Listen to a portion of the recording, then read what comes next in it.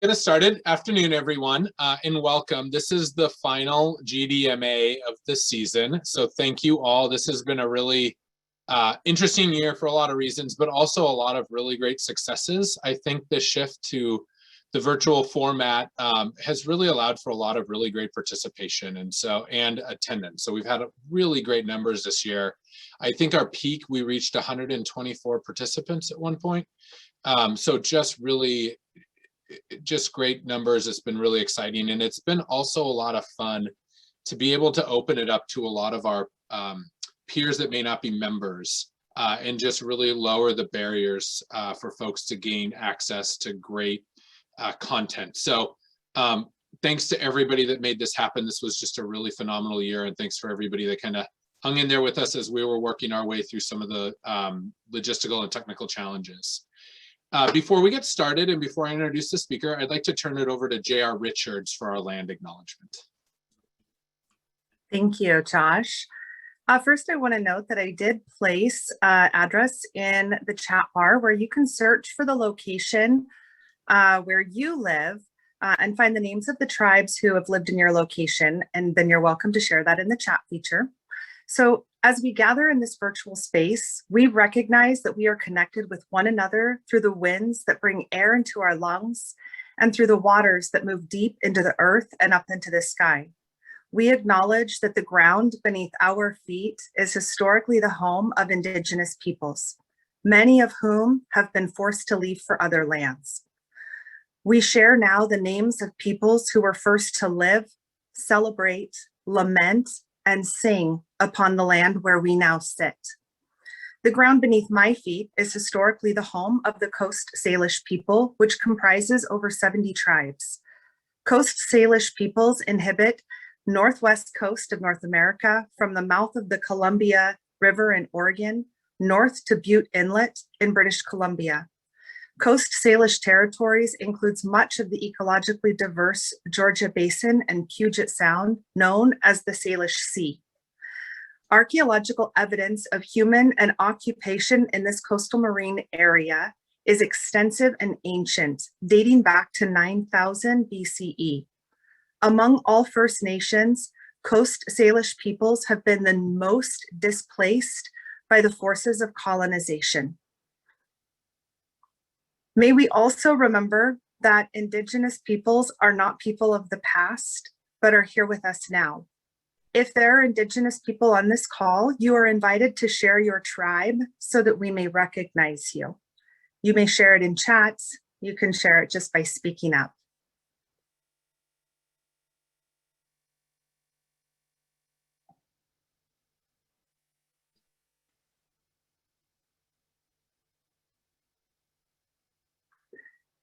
Thank you. Rooted in these places as a diverse gathering of people, we recognize you.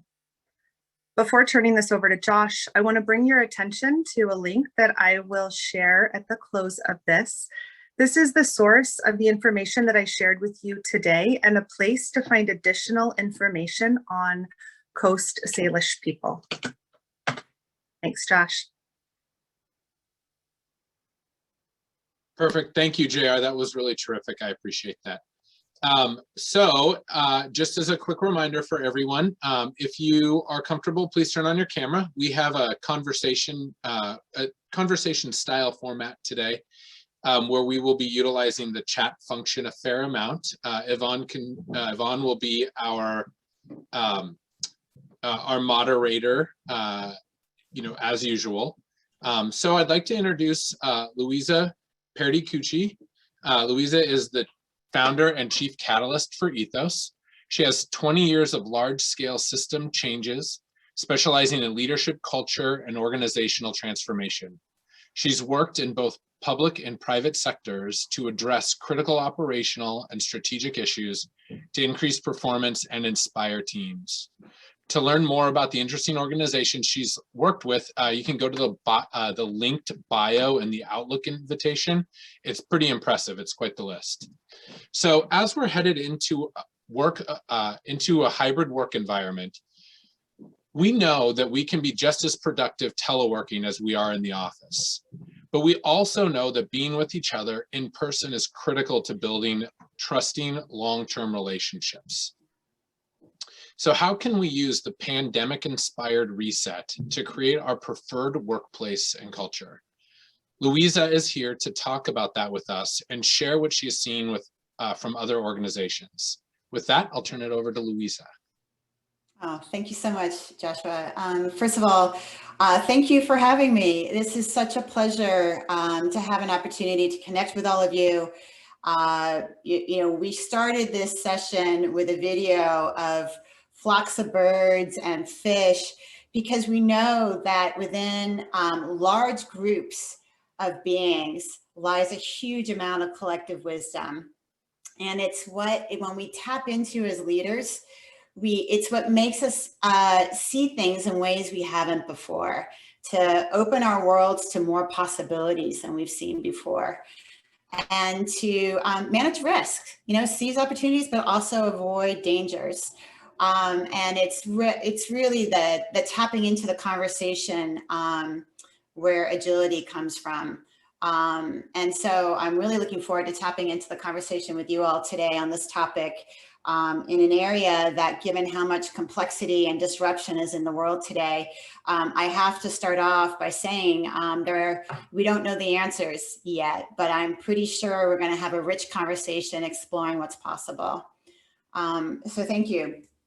Before we start, as Josh mentioned, we are actually going to invite you to participate as much as you can in terms of leveraging this virtual environment. It's a great place for us to have this kind of conversation, playing with that edge on how much you want to lean into being together and how much you need to honor your need to multitask, to listen and not be involved, your need for autonomy, your need for a break while you make lunch. So for those of you who want to participate, please open your chat. We'll be using it quite a lot. We'll also be, my colleague who I want to introduce also, Lucy Ellis, who is hot from the CDC and joined our team recently. So she has deep experience in both volatility and complexity, and also a deep commitment to the public sector. She's going to help us today facilitate, in collaboration with Yvonne, that interactive experience for those of you who would like to participate. So we'll be sending you some links to Mentimeter, which is a great way for you to quickly give us feedback on how you think about things so that we can sort of tap into that collective wisdom in the conversation, and also Google Docs. And then obviously the questions that you ask in our time today. So open up chat. Lucy will also share her screen. So for those of you who don't want to participate interactively, know that you'll still be able to see the feedback and the ideas that are flowing with your peers on the call today.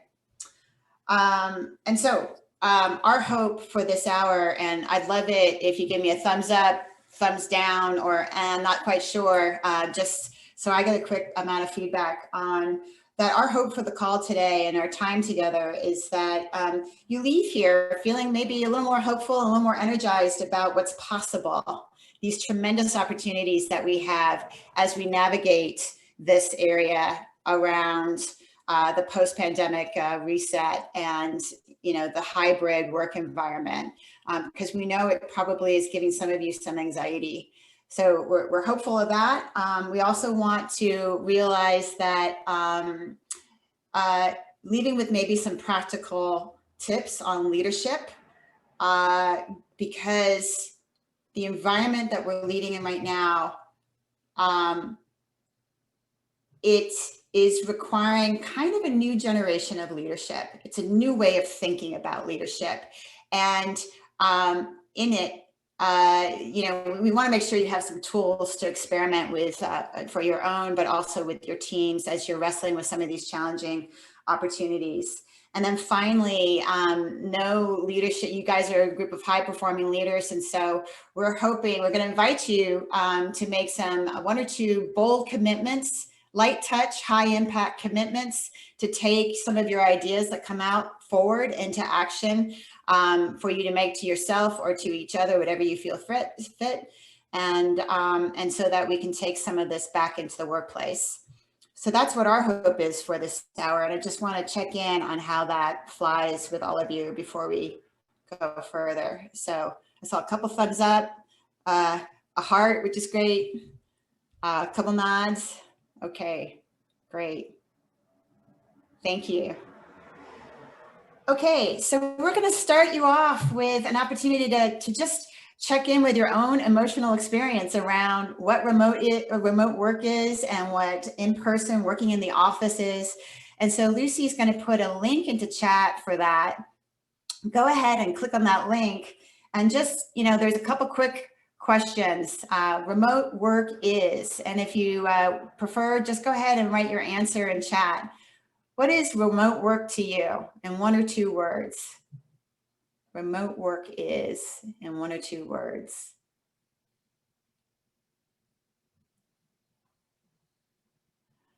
And then for those, woo, that's great.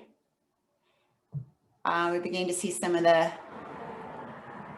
words come in. This is great.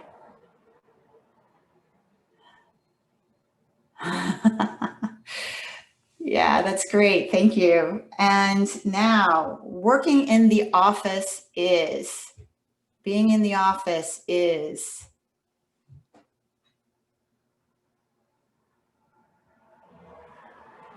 Regina's starting us off.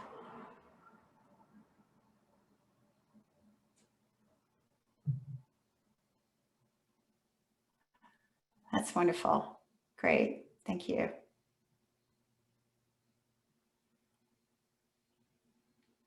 Yeah.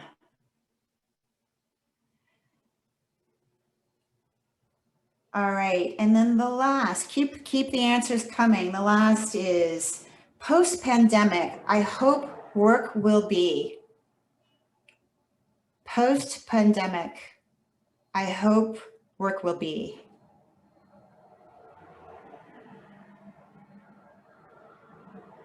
Great.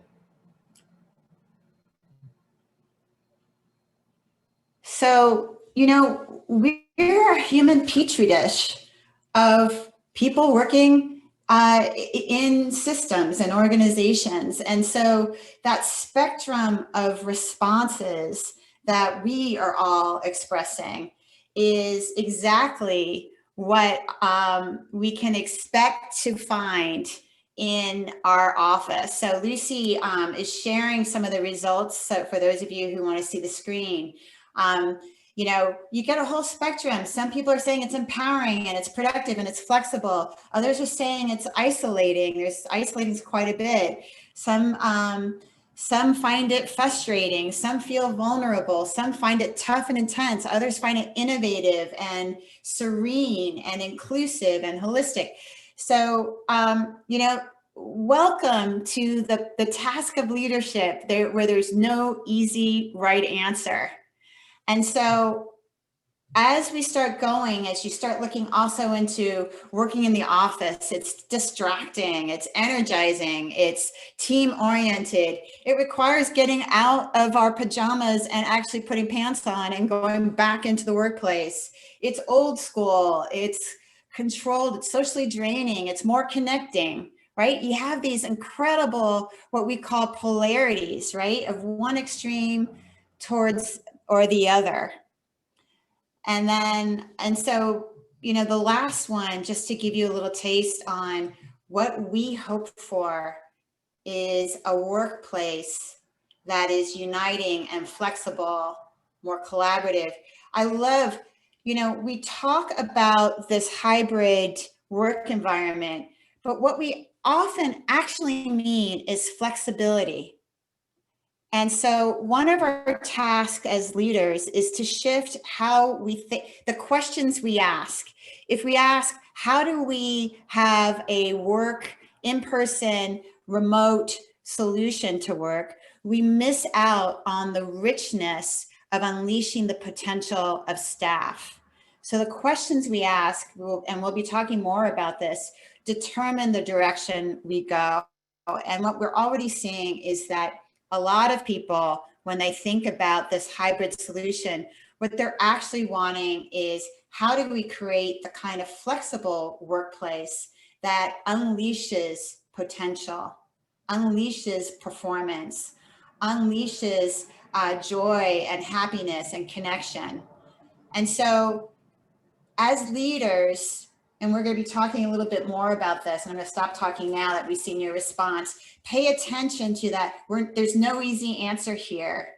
And so our task is not to look for a solution, but to navigate between hybrid and in-person and remote, to seize the benefits of both. It's a both and navigation.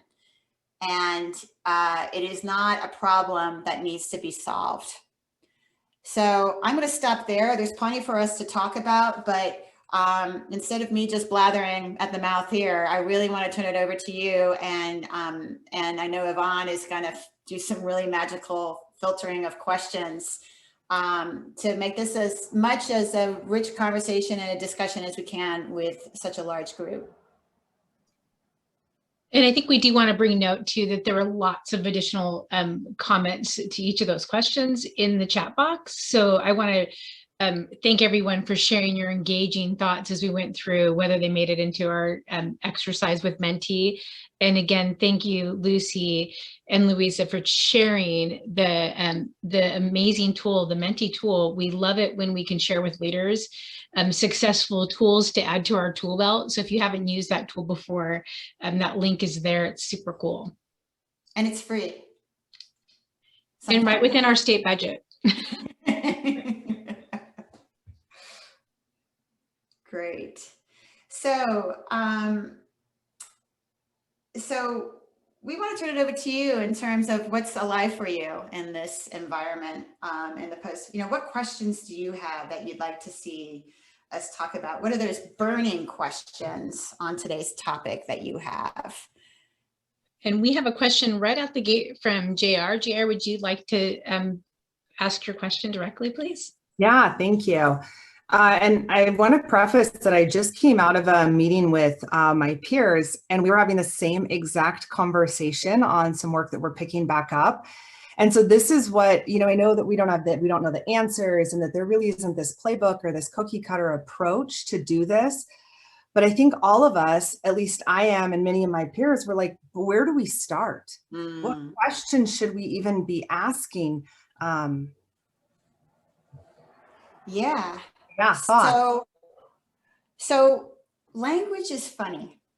And organizations, systems have their own language, their own way of communicating. And so if you're wrestling with a question like, where do we start? Ask that as a question. Like, hey, team, where do you think we should start? How do you think this should happen? And begin to just also shift into a place of questioning. There's a great saying, and I wish I had captured who said it, but one of the gurus in the field of organizational transformation and leadership says, great leaders know nothing and do nothing. Few leaders are capable of that kind of greatness. And what they're meaning there is that knowing nothing means staying in this place of seeking and asking questions to tap into the collective wisdom of the organization. And doing nothing means the task of great leaders is to empower others to step up to leadership. It's often just removing obstacles, right? And so wherever the question is that you're wrestling with, it's an invitation to your organization to meet you there in this process. And I know that can feel a little bit flippant, but I just want to honor that as we're trying to figure, nobody has the answers. You know, we're seeing all these headlines in the New York Times and the Wall Street Journal and HBR and all these, like, this is the way, you know, and yeah, we just saw one a couple days ago, right? Apple figured it out on, this is the perfect formula for doing remote work. And then they came back like a week later and like, we're revisiting this, right? So nobody has the answers right now. And so if you're leaning into the discomfort of not knowing, you're doing leadership right. And so it's stretch. This is one of those, we're talking about it in terms, Esther Perel, who's a cultural anthropologist and is famous for her incredibly juicy TED Talks on human relationships, is also seeing this in terms of relational leadership. And when the external world is changing so fast, when we don't know what's happening, the relationships we have, the quality of the conversations we have in those relationships is where our leadership power lands. So start with the burning questions. And if you're not sure, listen to the organizational system. And you'll notice that people will be coming to you with questions like, so what's our remote work policy? So when people ask questions like that, they're actually not asking you to have the answer. What they're asking you is to ask them what they want in the remote work policy. And so as this is something that we do when particularly when there's a rank and power dynamic or when there isn't trust. Like if you and I, JR, we're going to go to lunch, you know, and we don't know each other that well. We've had a couple and I'm like, wow, she seems really interesting. Often, instead of saying, hey, do you want to go to lunch? I'll say something like, hey, are you hungry? And it's a chance for you, because I'm feeling uncomfortable, to say, yeah, do you want to go to lunch? And it's the same thing as leaders that we need to do. Pay attention. This is the listening part of leadership, to what you're being asked, and then reflect back to your team to tap into what they're dying to tell you, because they know how they need to work. Humans, when left to their own devices, self-organize in the way that's most effective. So your task as a leader is to tap into as many people as you can to identify how they already know to self-organize. And that takes this horrendous burden off of your shoulders, right? The answer's there. All you have to do is align it. And then the last thing I'll say about that is that when people are invited to the conversation, even if you choose to go in a different direction, because they felt heard, they'll align. They'll align even if they don't agree. So the resistance that you feel later, when you avoid that resistance, or at least reduce it, when the policy actually does come out, because people have already been involved, and you accelerate that alignment to the work ahead. And Dale next has a question, and up next will be Michaela. So Dale, go ahead and ask your question next. Well, my question had to do with how we provide flexibility for employees around teleworking and still maintain a sense of fairness. In other words, if we're going to encourage or restrict one person from teleworking, I think you're nodding, so I think you understand my question. Yeah. And boy, we could spend hours on unpacking this. You know, there's so many elements. There's so many threads we could pull off of this. There's we were having conversations before we started on equity, like what's the thread around fairness and equity on these areas. And so here's, and we work with the public sector a lot, but we're not in the public sector. So guide me on this. My sense is a lot of people were working in person pretty hard throughout the pandemic, and they carried a huge burden around that. And there are some people who must work in person. Their jobs necessitate it. And so again, and there's some people, you know, my husband is an entrepreneur and a big introvert. Like he couldn't, like his life didn't really change, you know, through the entire pandemic. He was working remote, you know, he was loving it. So for who, you know, so the challenge is to lean into the questions. And often this is when we talk about helping people step up to their leadership power. I can't tell you how often I've seen this, and you know, until you try it, you won't believe it. But when you actually have the conversations, people will say, you know what, given what we do, we can't do this remotely. We have to do this in person. So if you allow teams to come together and have the conversation of what works for them to work at their best, the chances are they'll be able to shape a policy or an approach in order for them to work effectively. Now, I don't want to underestimate and minimize the difficulty in the public sector to allow that kind of flexibility. You know, there's a lot of realities around that. And so this is inherently where history is on our side. And if you need evidence for this, just the fact, you know, in our field, we have been debating with our clients to go remote or not to go to remote. Can it be done? Is it safe? Is it secure? Will people perform? We know, right? In weeks, that debate that had been going on for over 10 years is no longer a debate. We know that there's productivity to be found in working remotely.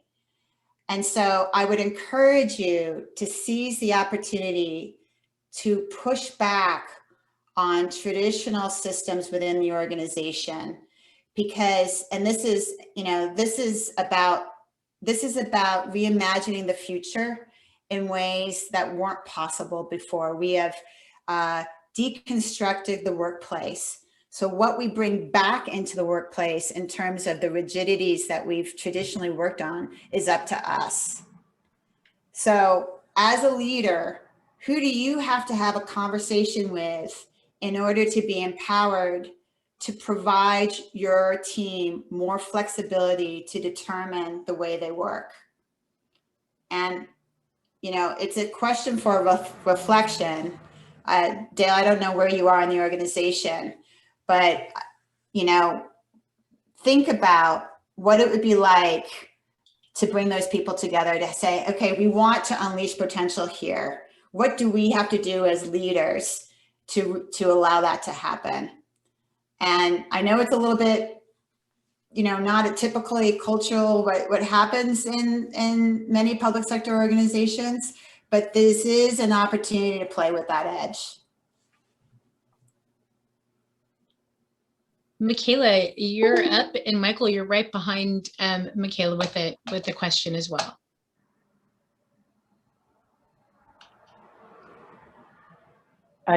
Yvonne, am I Michaela? Or yeah. Okay. Am I saying it incorrectly? Michaela? Well, I know there's another Michaela, so I didn't want to assume it was me. It is you. So we'll go. You're next. So yeah, I had put it in the chat as well, but I think, you know, I work for an organization where we're very fortunate. We've done kind of the analysis, realized majority of our workforce is telework eligible with very few building dependent staff. And so we know who those people are. We have many reasons why we want to encourage many people to telework. And so we're there culturally with promoting telework. We're hoping that about 75% of our staff will remain teleworking once we can return back to the building regardless. And in talking with colleagues who work in kind of the Asia Pacific area who've already begun returning to work, one of the things that they've started to notice is that when people return to the office, regardless of where they are in the hierarchy of the org structure, they become the in-group. And that becomes the group where the offline conversations are happening because it's somewhat easier to have those water cooler conversations. And so they're the ones who get recognized and seen when it comes to decision-making, opportunities to be at the table, and ultimately like promotional opportunities. And So like one of the things that a colleague was recommending is to say, when you have your meetings, regardless of who's in the office, you make everyone log in individually on a computer so that you don't have the people in the room and then the people attending remotely. And so just wondering, like, do you have any other best practices that you could recommend to help make sure that those, when we do return to the office, that we don't create kind of that included in group who are physically present and then the othering of those who are virtual? Great, thank you. And like so many of these questions, there's no easy answer to this. And this is, again, an area to experiment on what works. And you're already doing that, right? You're always saying, all right, we know that it's really difficult to have a meeting with multiple people sharing one screen. So the risk that you bring up is a risk. We're seeing data to recognize that. And yet, I was reflecting before we got on this call, there's also been data that shows that immediately after the pandemic, there was a really interesting filtering where people started to transition, surprisingly, people who they thought were performing, once that relational kind of charming, schmoozing kind of, we like having you around kind of folks in the office, when they were only looking at the work, they actually, became evident who was working and who wasn't, in ways that in the office, because of those relationships, it kind of, as you said, as you mentioned, like if you're in the office, you have FaceTime that creates different kinds of relationships. So this is another one of those polarities where we're not quite sure where the data is going to end out. Yes, our sense is the early data is showing that people, if you're not in the office, and this has an equity component as well, that those women and people of color and marginalized groups in general who may not have the who may not be able to return to the office in the same way, who may be really performing, are at risk because they don't have that face time. And so my recommendation is that you're in a relationship.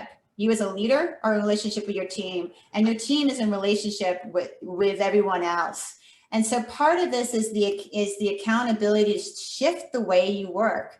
So, personally, if you are, if you know this dynamic is alive, when you come into the office, what actually happens?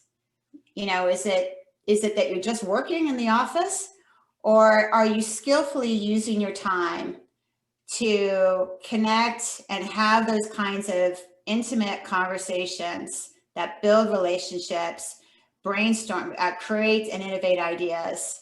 So pay attention to how the time is used when people are actually coming together. And so that even if you're working remotely most of the time, that time that you do come into the office has a much bigger punch. And that has an element of both sides. Both sides need to be accountable for that and maybe encouraged to do that. Does that help at all? Sort of. Do you have a follow-up question? No, thank you. And Michael, I'm wanting to know if we have a question about engagement with people working on site. So if that question's answered, or if you want to go ahead and ask that directly. Pretty much a subset of what you just spoke to. Certainly, I think there's the other side of it for facilitated meetings. There needs to be training. Facilitators really need to understand how to engage a hybrid of people that are on site and remote. Because before pandemic, they didn't know that. During the pandemic, everyone's on equal footing. After the pandemic, if a hybrid situation is going to work, you can't treat the people that are online as second-class citizens. You got to figure out ways of engaging them and having the technology. So really basically what you addressed earlier. Thanks. So I want to talk just on some macro trends, and I also just want to do a time check. Lucy's pinging me on this because we also want to introduce, if it's useful for you, a tool for this. The conversation is rich here. There's some macro trends that are happening that are also important to take into consideration.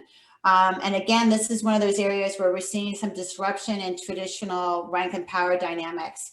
One of which is the power of people. We're beginning to see some early data on this, that entry level, service level, folks that normally may not have a lot of rank and power in the organization, they vote with their feet and they're voting fast. And so I see this as an edge, as both an opportunity and a risk for the public sector.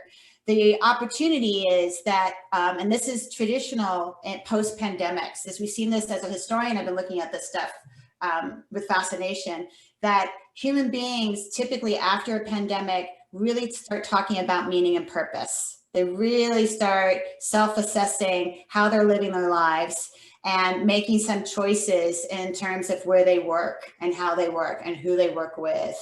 And so the more, and I think there's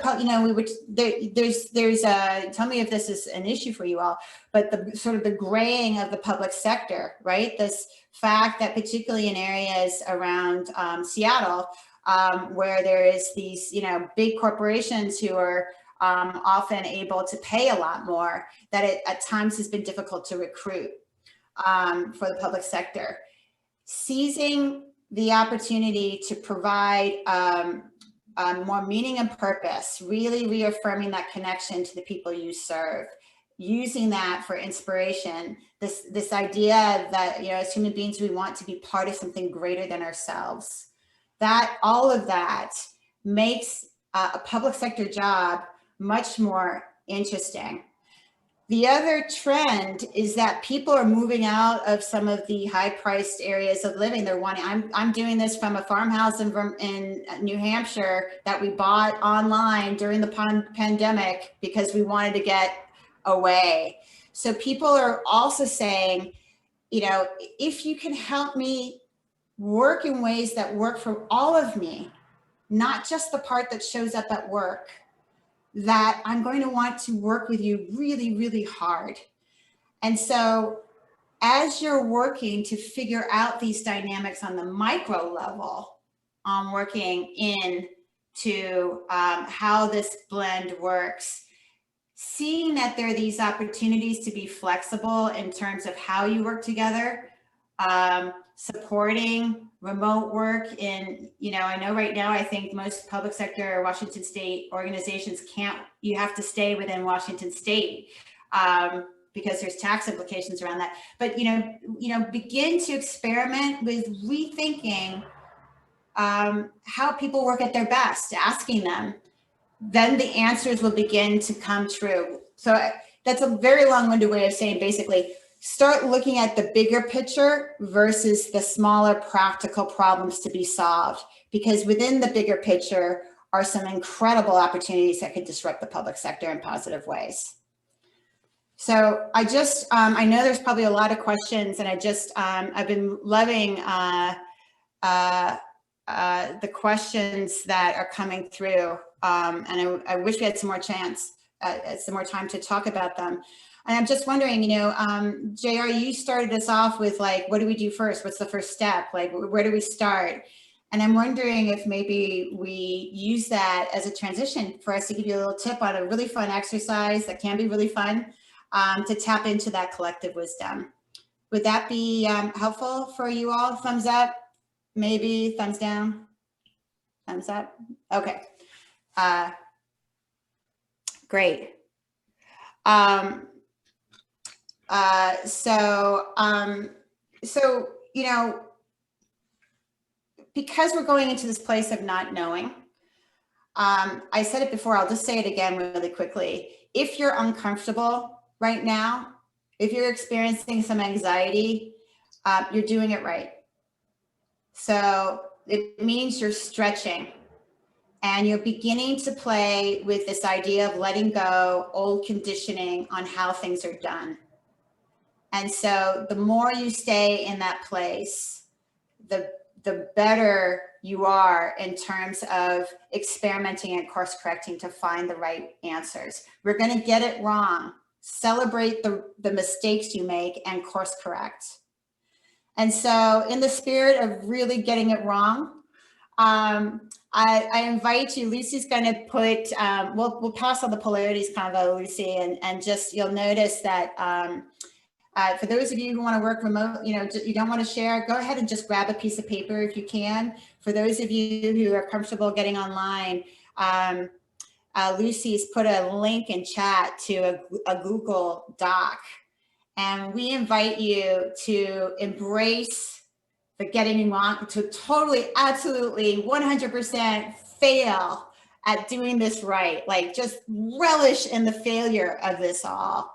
And while we're being a little bit cheeky about this, what this activity actually allows, if you do this with your team, particularly if there are power dynamics in the room, it allows people to say what they know to be true, but are afraid to actually say out loud. And it makes sure very quickly you tap into the collective wisdom of the organization to get the skeletons out of the closet. And as particularly for those of us who are Westerners, and particularly those of us who are American, we plan for success. We don't plan for failure. And so this is just a quick way to reverse engineer to make sure our great plans are actually, that we're managing the risks as well as the opportunities here. So go ahead and, if you can, click on that link. I'm going to click on it too. And just type in, grab a square. You can already see that people are beginning to type how we can absolutely guarantee that you and your team will fail to seize the opportunities of the post-pandemic reset to transform your organization.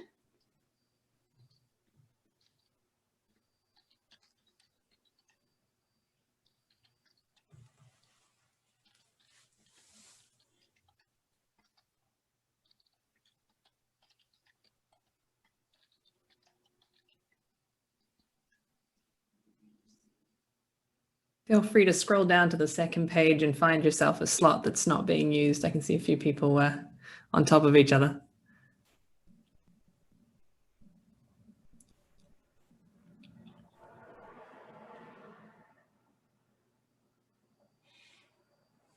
So keep the ideas coming and all the things you can do to fail. And I just, we're sneaking in an introduction on new ways of working virtually. So none of these are trademarked. Everybody has access to Google Doc. I know sometimes that can be an issue with access, but you'll notice that you're all anonymous also. So again, when trust isn't there, this is a great way to tap into the wisdom of the organization. Instead of hiring consultants like us to do a really expensive survey, you can just quickly tap into your own team's wisdom to get what you know needs to happen.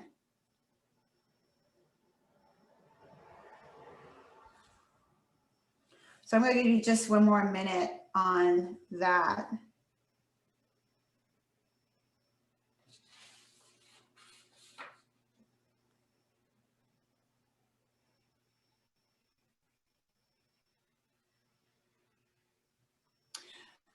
Okay, and for those of you who you might have, dig deep, really go into the nooks and crannies of what you know to be true and are afraid to say, and get that out there.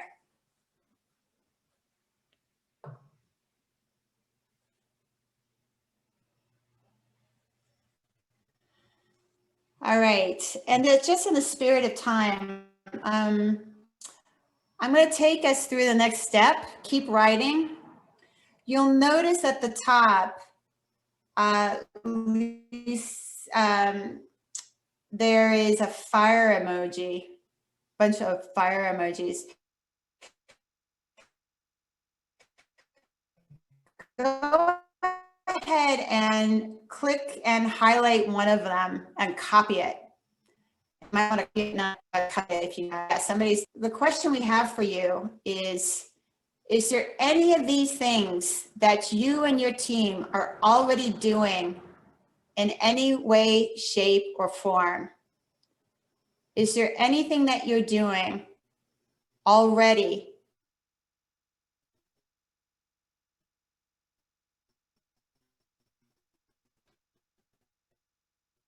in any way, shape, or form. Because this is, again, what collective wisdom looks like.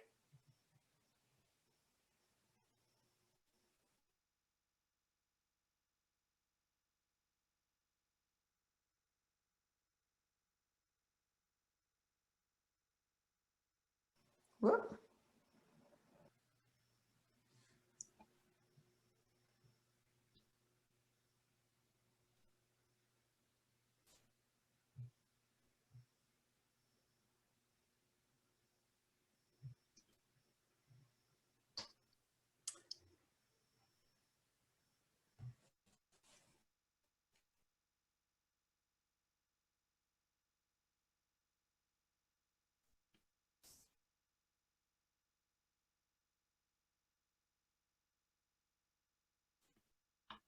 Okay.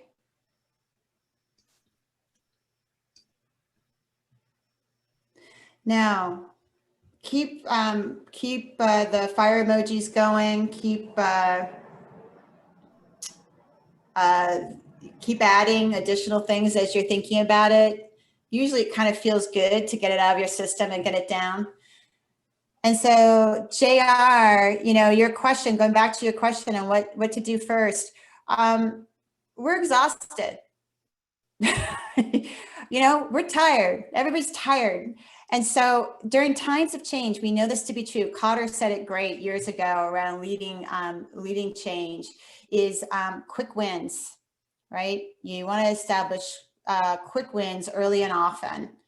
And so one of the greatest quick wins is to stop doing things.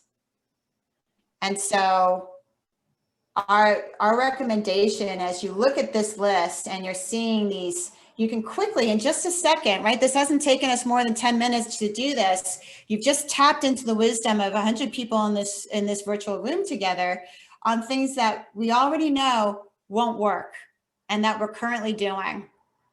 And so the question for you, and a question for you to take to your team is, what's the logical first step? What is a reasonable first step? And I stress the word reasonable because this topic is so complex and it's moving so fast and we have so little information that all you need to do is something digestible and manageable. Put up your head, look around, tap into the collective wisdom of the organization, course correct, and take another first step, reasonable first step. We're like sailboats right now. If you're really clear in the direction that you need to go, focus on that collection. If you're not clear, start with that. Make clear, be really clear where you're going. And then sailboats don't go like aircraft carriers. They don't go in a straight line. They're actually wrong almost all the time, but they're course correcting in real time, right? But they never stop looking at their true north. They never stop looking at where they need to go. And so when you don't do that, you hire people like us to bring your organization back online. And it's extraordinarily painful. When leadership goes well, and this is our niche, is we don't believe in change management. Change management means a failure to us. We believe in building the capacity of leaders to lead and align their teams, tapping into the collective wisdom of their teams so that you never have to go through a change management process. So that is, try it out. And we just want to turn it over to your team to each of you, to yourself or to each other, to just type in the chat. What's one action, or is it Mentimeter, Lucy? I'm sorry. Or Mentimeter, either or, whatever you use Mentimeter if you can. Stretch your leadership edge a little bit there if you're not used to using Mentimeter, and tap in what is that first step, that first thing that you can do, you or your team can do to stop doing those things that you're already doing that can guarantee your failure.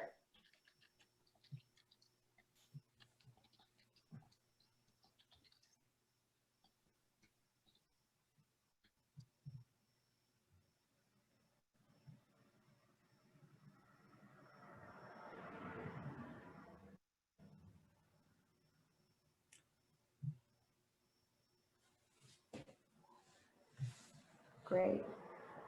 Lucy, do you have enough on Mentimeter? You can go ahead and share. The answers are just rolling in. Great. So I'm going to make a comment about, I think we actually do have time. I'm going to loop back to the polarities.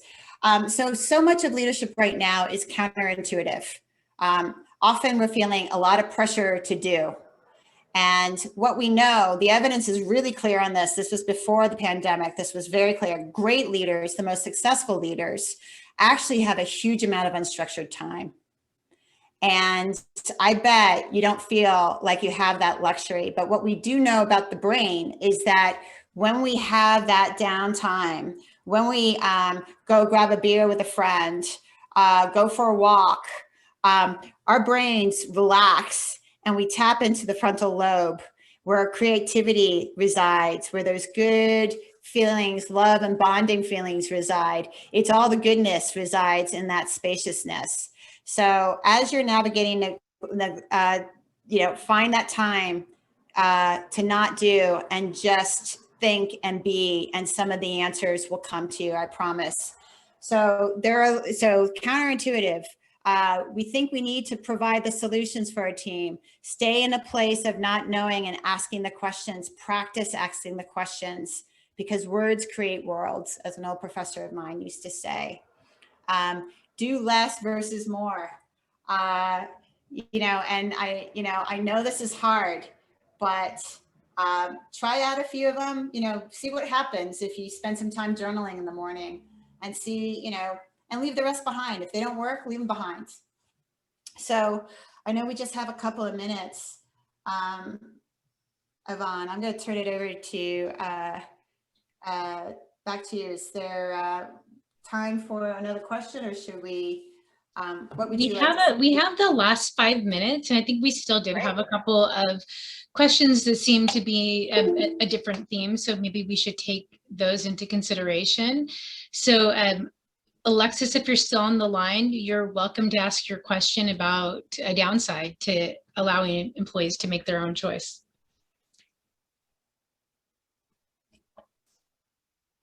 Yeah. I'm sorry. Sure, and I'm happy to ask it for Alexis. And that question is there a downside to allowing employees to make the choice? Meaning if somebody wants to return to the office, great, let them come back. And conversely, if someone wants to remain at home, great, let them do so. So is there a downside there? Oh, yeah. And, I'm not even, I'm head of a small organization and my blood pressure just went up. So, so yeah, between total anarchism and total totalitarianism is the path to walk, right? And so again, using that, if we had more time, we'd talk about polarities, both necessary, polar opposite, never-ending dynamics that we have to navigate as an organization. So here's our recommendation in 48 seconds and less. 1, be clear on true north. 2, you create value-based leadership decision-making principles. Use your values to keep you aligned in making these decisions so that people know how decisions are being made. And, again, we could talk more about that. That's a whole session.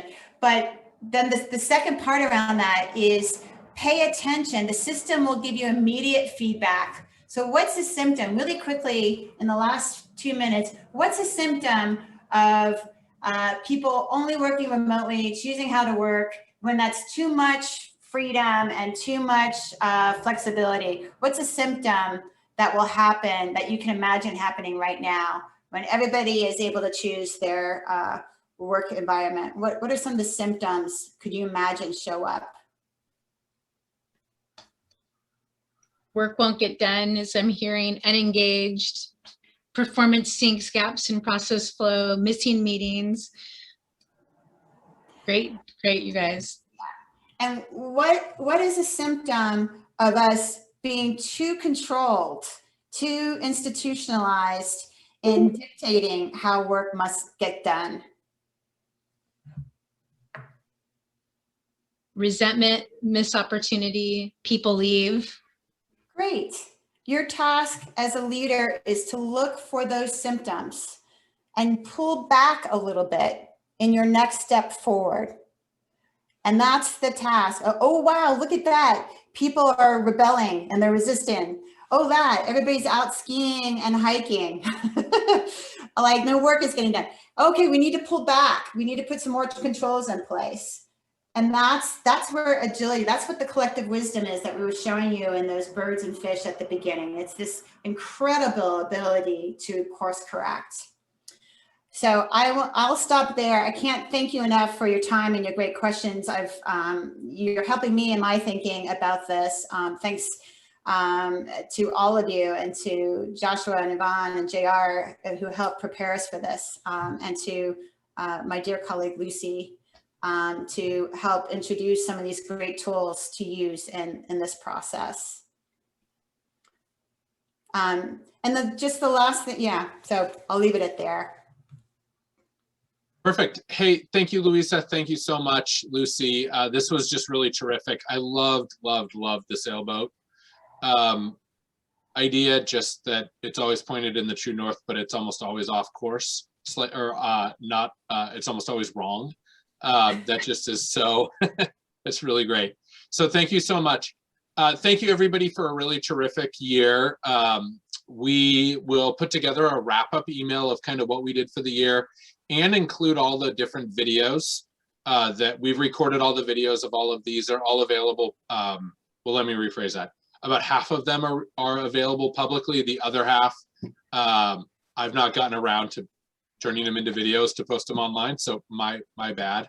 And I will get right on that, but we will include that in kind of a wrap-up email for the year. So with that, thank you so much. I really appreciate it. Thank you, everyone.